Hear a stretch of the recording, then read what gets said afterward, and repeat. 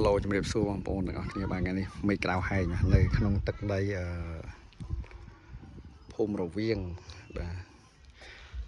ដូចជាស្រុកនេះនៅខាង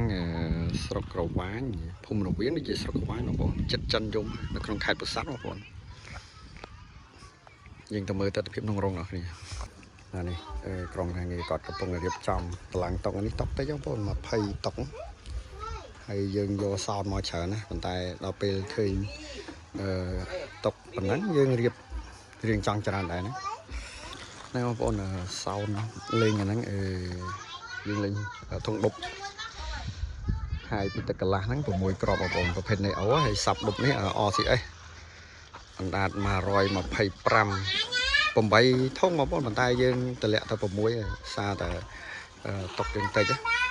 ហើយល្ងាចនេះយើងលេងចាប់ពីម៉ោង3ទៅ4អញ្ចឹងណាបងប្អូននេះបងប្អូនស្ថានភាពធុងយើងហើយការដឹកជញ្ជូនគឺអត់ទោះហើយគូយន្តបងប្អូននេះសល់មួយគូនេះអត់តម្លាក់ទេដោយសារតែច្រើនដាក់ច្រើនយើងលើកហើយនៅមួយតុកតិចបងប្អូននៅមើល system មកមើលនេះយើងប្រើប្រភេទបួង600 វ៉ាត់អូស mid high ហើយនឹងសាប់ពួក Yamaha បងប្អូននេះ system យើងលេងតតហើយការងារយើងតែលេង sound ទៅអីរួចហើយឥឡូវមេកំពុងរៀបចំសម្រាប់ទៅមើលមុខទីមើល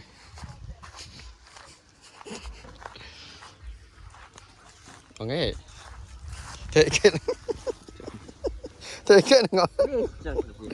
នេះចិត្តដល់ម៉ោងលេងឲ្យដេកសិនណាទៅទៀតហើយមកមុខនេះធ្វើប៊ីនបងប្អូនអ្នកជាប៊ីនដល់កឲ្យមុខគាត់តែឃើញលេងចង់លេងមើលប៊ីនបាត់ហើយឃើញមុខអានោះផ្នែកចម្រៀងធ្វើសោតបងប្អូនហ្នឹងហើយយើងលេងពីល្ងាចហ្នឹងគេថាអត់បានថតពីថ្ងៃចូលរោងទៅបងប្អូនអរគុណច្រើនបាទ system យើងមានប៉ុណ្ណឹងបាយបាយ